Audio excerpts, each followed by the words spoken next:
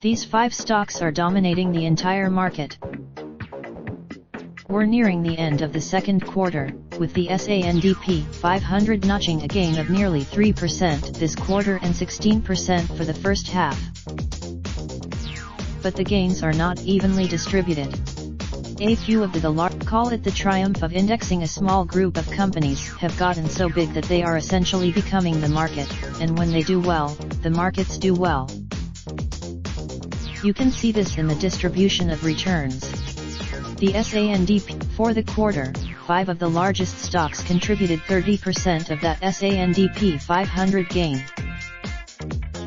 Think about that, 5 companies, out of almost 500, contribute more than 30% of the gains.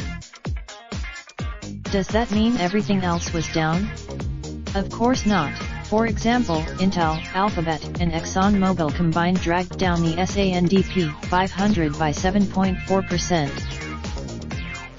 So it can work in reverse. The biggest company, what's it all mean? Why is this happening? Because growth is hard in. Here's a simple way to understand how dominant the largest companies have become. Suppose the top 50 stocks in the S&P 500 by market cap were all up 1% on the quarter.